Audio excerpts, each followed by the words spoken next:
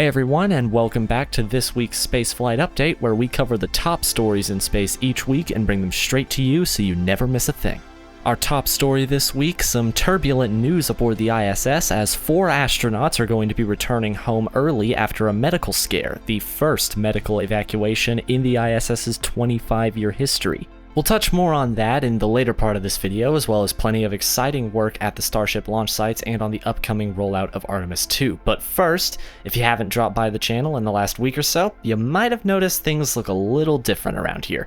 Be sure to watch our most recent video, as it explains the full story behind our name change. Now, on to this week's updates. Starting down at Starbase with our fabrication work this week, crews finished erecting the scaffolding around Starship 39, encapsulating the entire ship. Planks have been placed at the upper levels, suggesting that the heat shield over the nose cone may be getting reworked. Test article ship 39.1 was taken out of the Star Factory, making a circuitous route from Highway 4 through the Sanchez site before being parked in front of Mega Bay 2.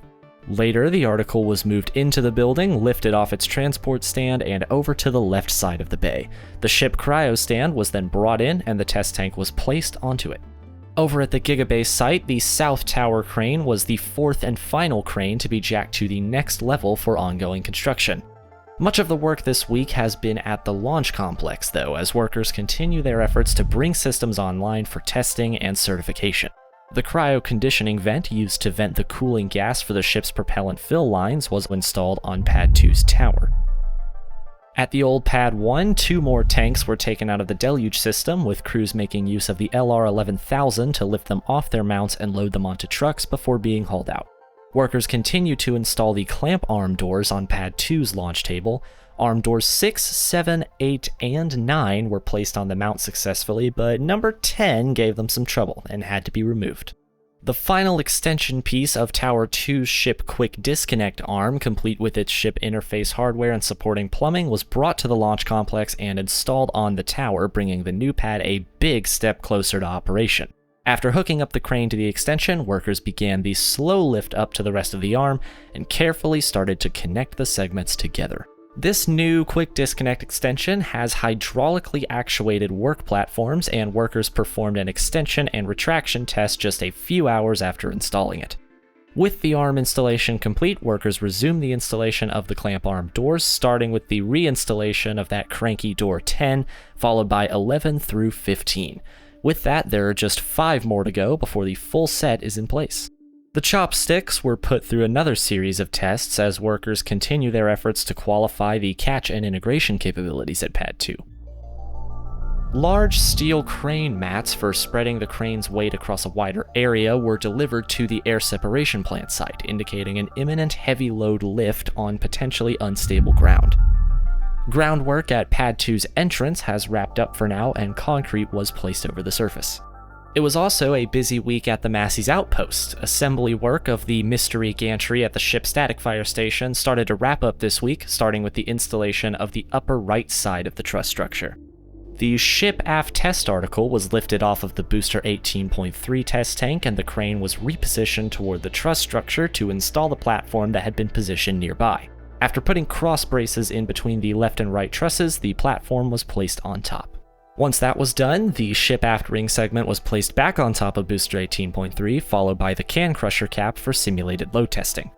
And finally, at Starbase, test article booster 18.1 was put through another battery of cryo tests this week, with workers putting it through its 13th, 14th, and 15th tests to date.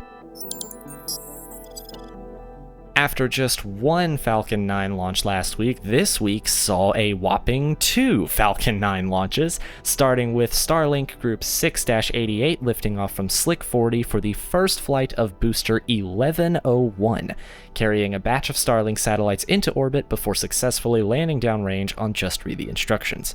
With both the booster and fairings back in port, booster 1101 was offloaded onto the dockside stands to have its landing legs stowed and sent back to Roberts Road for post-flight analysis and refurbishment.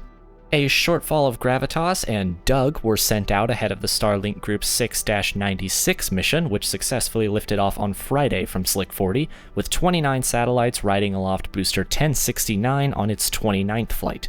Following a nominal flight and re-entry burn, the booster successfully landed downrange. Now, our top story this week is NASA's announcement of an early end to the Crew 11 mission to the International Space Station after one of the mission's astronauts developed serious medical concerns that prompted the cancellation of a spacewalk. The astronaut, who has been kept anonymous to protect their privacy as much as possible, is currently in stable condition. NASA has opted to do a controlled medical evacuation in order to get the astronaut back on the ground, where there's more equipment and better access for medical staff for treatment. Now, in the event that this situation changes, NASA can escalate to an emergency deorbit to bring the astronauts back as soon as possible, but currently undocking is scheduled for January 14th. For more information, this full story is available on our website in article form at avidspaceflight.com, so go check it out.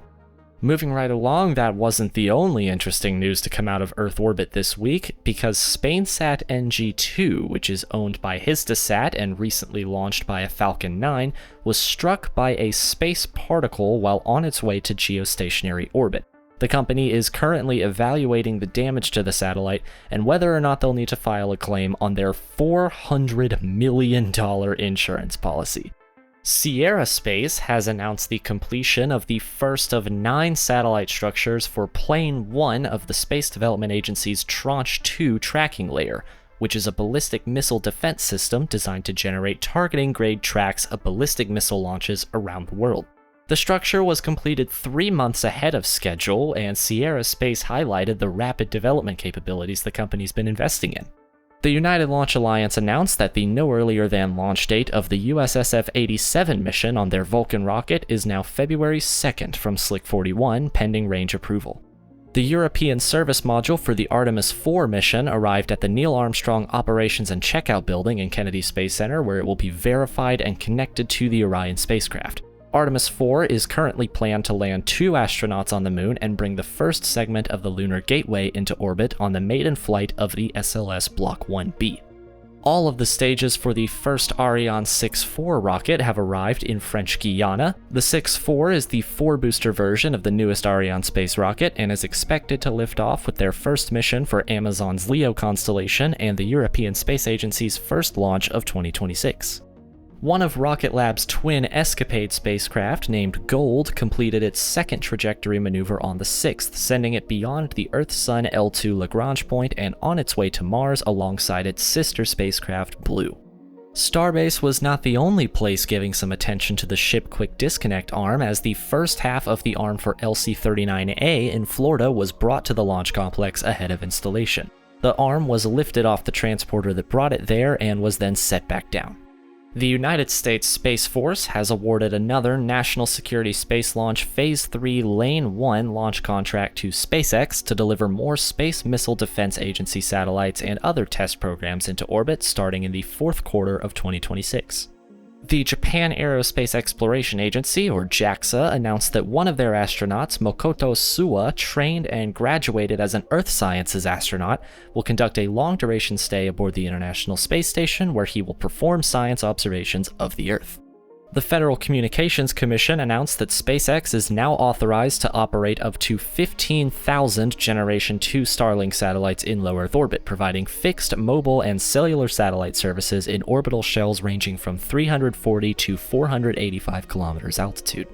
Vast Space announced that the solar arrays for their Haven 1 space station are undergoing inspection and acceptance testing at the company's headquarters ahead of its launch later this year. And finally, the Space Launch System and Orion stack for Artemis II will be rolling out to the pad no earlier than January 17th on a 4-mile journey expected to take up to 12 hours. And unlike Artemis I, NASA are not anticipating to have to roll back to the VAB anytime between now and launch, so this is pretty exciting. And on that note, we wrap up yet another weekly spaceflight update here on the channel. If you like what you see, be sure to give a like and subscribe to the channel to keep up with all the goings-on in the spaceflight world, and to keep up with us as we continue to roll out a bunch of new features here with our new rebrand. As always, a big thank you to all of our loyal supporters, and until next time, this is Caden, signing off.